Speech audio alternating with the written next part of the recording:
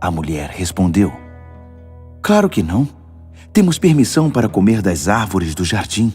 Só com relação à árvore que está no meio do jardim, foi que Deus disse: Não comam daquela árvore, nem mesmo toquem nela, senão vocês vão morrer. Olá e bem-vindos. Hoje vamos debruçar-nos sobre uma história que praticamente toda a gente conhece, lá do livro de Gênesis, mas o convite é para olharmos para ela de uma perspectiva talvez inesperada. Não nos vamos focar no ato da desobediência em si, mas sim no momento que veio antes. Um momento muito subtil, quase invisível, que preparou o terreno para tudo o que se seguiu.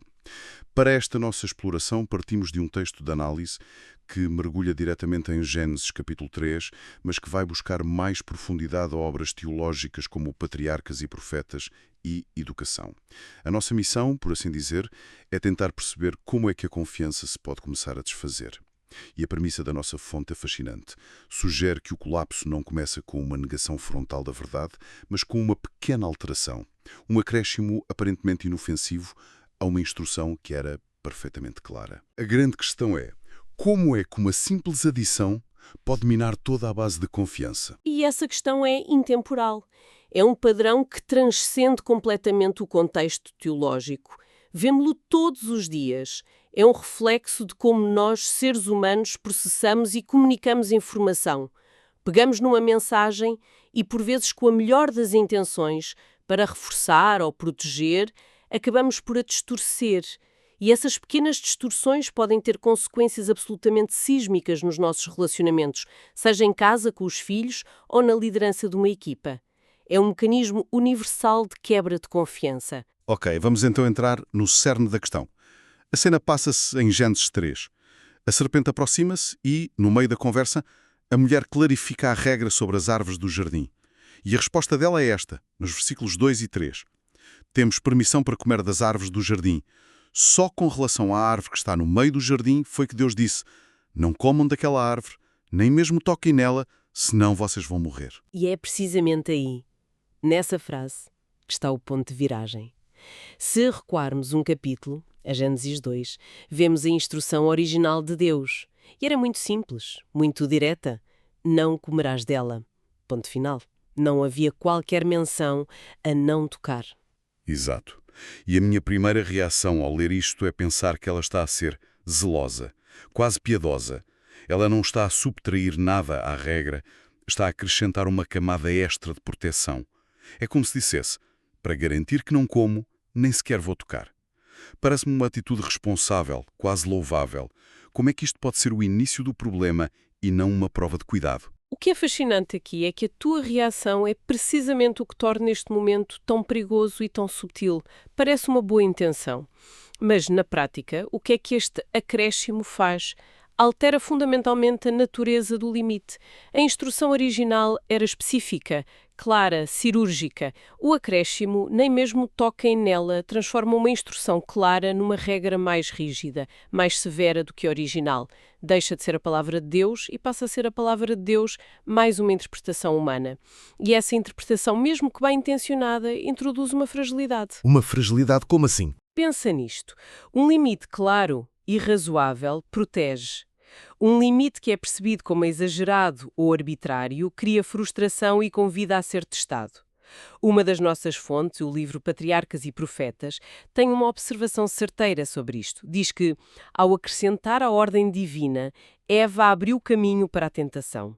O acréscimo não fechou a porta à tentação, pelo contrário, abriu uma fresta. E como é que essa fresta se abre? É isso que me parece tão contraintuitivo. Porque a estratégia da tentação nesta narrativa não é um ataque frontal. Não começa por dizer Deus mentiu. Isso seria demasiado óbvio e fácil de rejeitar. A estratégia é muito mais inteligente. Ataca o ponto mais fraco, o acréscimo. A serpente agora tem um alvo fácil. Pode, com toda a facilidade, demonstrar que a parte acrescentada é falsa. Toca, vais ver que não morres. E, de facto, tocar na árvore não causa a morte imediata. No momento em que essa parte a que foi acrescentada se revela uma mentira, o que é que acontece à credibilidade da parte original e verdadeira? fica toda comprometida. Se aquela parte era um exagero, talvez a outra parte de não comer também seja. Exatamente. A dúvida instala-se, a confiança quebra-se, não porque a palavra de Deus fosse falsa, mas porque foi misturada com algo que ele não disse. A verdade pura foi diluída com uma inverdade, e agora toda a mistura parece contaminada. A tentação entra por esta brecha, por este cavalo de Troia bem intencionado. Então, o que me estás a dizer é que a tentativa de melhorar a regra foi o que, paradoxalmente, a tornou vulnerável. Isso é realmente subtil. Lembro-me de uma situação que talvez sirva de analogia. Numa empresa onde trabalhei, havia uma regra de segurança muito clara. É obrigatório o uso de capacete na zona de cargas. Era uma regra vital por razões óbvias. Clara e direta. Sim, mas havia um chefe de equipa que, no seu zelo, decidiu reforçar a regra e dizia à sua equipa: a regra da empresa é usar capacete. E a minha regra é que ninguém pode sequer colocar um pé dentro da linha amarela no chão sem o capacete já na cabeça. Nem que seja só para ir buscar uma ferramenta que caiu a um palmo de distância. Ele queria criar uma margem de segurança. Uma intenção perfeitamente lógica, à primeira vista. Claro, mas o que é que acontecia? As pessoas, com a pressa, metiam o pé dentro da linha por um segundo para apanhar algo, sem capacete, e nada acontecia. Obviamente. E o resultado foi perverso. Em vez de reforçar a segurança, começou a criar uma cultura de desdém. As pessoas pensavam: se a regra da linha amarela é um exagero ridículo, se calhar a do capacete também não é para ser levada tão a sério. E começamos a ver gente a entrar na zona de cargas, sem capacete, só por um bocadinho. A regra vital foi minada por um acréscimo desnecessário. Essa analogia é excelente porque ilustra perfeitamente como funciona a credibilidade. A credibilidade não é um conjunto de itens que se podem validar É um sistema. No momento em que o chefe de equipa foi apanhado a exagerar num ponto, a sua credibilidade em todos os outros pontos, incluindo os essenciais, ficou irremediavelmente comprometida. E a consequência disso é que o foco da equipa mudou. Deixou de ser vamos seguir esta regra porque ela nos protege, para vamos seguir esta regra para que o chefe não nos chateie. A motivação muda completamente. E essa mudança de motivação é precisamente a segunda grande consequência que vemos na narrativa de Gênesis. A erosão da confiança leva-nos diretamente a uma mudança na percepção da advertência divina. A frase "senão vocês vão morrer" começa a ser ouvida de uma forma totalmente diferente. Deixa de ser um aviso sobre uma consequência e passa a soar como uma ameaça. É isso. Exatamente. Se ligarmos isto ao panorama geral, vemos uma mudança fundamental na dinâmica do relacionamento. Na sua forma original, a advertência pode ser entendida como uma descrição de uma consequência natural e protetora. É como um cientista dizer: se saírem para o vácuo do espaço sem um fato, morrem. Não é uma ameaça, é uma descrição da realidade física. Na narrativa de Gênesis, desligar-se da fonte da vida, que é Deus, resulta naturalmente na morte. É causa e efeito. É uma proteção, um aviso de estrada sem saída. Precisamente. No entanto, quando a instrução original é alterada e a confiança começa a ruir, a advertência é reinterpretada. Passa a ser vista como um castigo arbitrário imposto por uma autoridade severa, que está apenas à espera de uma falha para poder punir. E esta mudança é absolutamente decisiva, porque altera a própria natureza do relacionamento. Transforma um relacionamento que deveria ser baseado na confiança e no amor, num que é baseado no medo e na suspeita. E isso faz-me lembrar a diferença entre aprender a conduzir com um instrutor que diz: esta regra de parar no stop existe para te manter seguro e evitar acidentes, versus um que simplesmente grita: vais chumbar se não parares no stop. A regra é a mesma, mas a motivação para a cumprir e a relação com a autoridade são completamente diferentes. Num caso, há compreensão e confiança. No outro, há apenas medo da punição. Perfeito! E uma obediência que nasce do medo é, por definição, frágil. E é aqui que entra outra das nossas fontes, o livro Educação. Uma passagem citada no nosso material de base diz algo que me parece crucial. A desobediência teve início quando a palavra divina foi mal compreendida. Fico sempre impressionada com esta ideia. O problema não começa no ato de comer o fruto.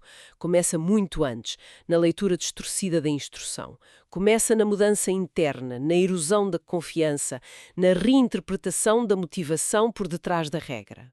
Então, o que tudo isto significa, no fundo, é que o colapso era quase inevitável a partir do momento em que o medo substituiu a confiança. Quando as regras ou os limites são interpretados através dessa lente de medo, o próprio relacionamento com a fonte dessas regras está condenado. O problema não estava na advertência em si, mas na forma como ela passou a ser entendida depois da instrução original ter sido adulterada. Sim, e essa adulteração, esse acréscimo, não só abriu a porta à dúvida, como também mudou a imagem de quem deu a ordem. De um protetor, passou a ser visto como um tirano. E é muito mais fácil desobedecer a um tirano do que a um protetor em quem se confia. O que nos leva inevitavelmente a pensar em como este padrão se manifesta hoje. A meditação para hoje do texto-fonte que estamos a usar resume isto de uma forma muito forte. Nem sempre o erro começa com a negação da verdade. Às vezes, começa com um acréscimo bem intencionado. E depois acrescenta: o que foi dito com clareza não precisa de reforços. O que é verdadeiro sustenta-se por si. Esta ideia de que a verdade não precisa dos nossos reforços é muito poderosa. Onde é que vemos este padrão a repetir-se hoje em dia? Sejam eles religiosos, filosóficos ou até mesmo as regras não escritas das nossas famílias e locais de trabalho. Sempre que um sistema é construído primariamente sobre o medo de errar, medo de ser julgado, medo de perder o amor ou o emprego, medo de uma punição futura, essa estrutura torna-se inerentemente instável. É como construir uma casa sobre areia. Exatamente, a obediência ou o compromisso que vem do medo pode até funcionar a curto prazo. Consegue-se controle, consegue-se conformidade superficial, mas não sustenta relacionamentos profundos, autênticos e saudáveis. Apenas adia a ruptura. Vemos isto na parentalidade, por exemplo. Um pai que governa por medo, com regras arbitrárias e punições severas, pode ter filhos obedientes enquanto são pequenos, mas quando esses filhos desenvolvem pensamento crítico, a probabilidade de se rebelarem contra todo o sistema de valores, incluindo as partes boas e protetoras, é enorme. Porque, tal como na história de Gênesis, eles não conseguem distinguir entre a regra que era protetora e o acréscimo que era apenas controlo. Fica tudo contaminado. Fica tudo contaminado. O verdadeiro compromisso, seja a que nível for, parece nascer da compreensão e da confiança. Nasce da convicção de que os limites, quando são justos e claros, existem para preservar e proteger, não para intimidar ou controlar. Quando a motivação interna muda de eu confio que isto é para o meu bem, para eu tenho medo do que me acontece se eu não fizer isto, a fundação já está rachada. E é uma questão de tempo até que algo ou alguém, uma serpente, venha testar essa fundação. Ok, depois de toda esta análise, se tivéssemos de resumir isto a 2 ou 3 avisos ou lições principais que esta história nos dá, quais seriam? Acho que o primeiro, e talvez o mais contraintuitivo, é ter cuidado com as nossas boas intenções. O perigo muitas vezes não reside na mentira descarada, mas nos pequenos acréscimos que fazemos à verdade para a proteger ou reforçar. São mais difíceis de detectar e, por isso mesmo, podem ser mais corrosivos a longo prazo.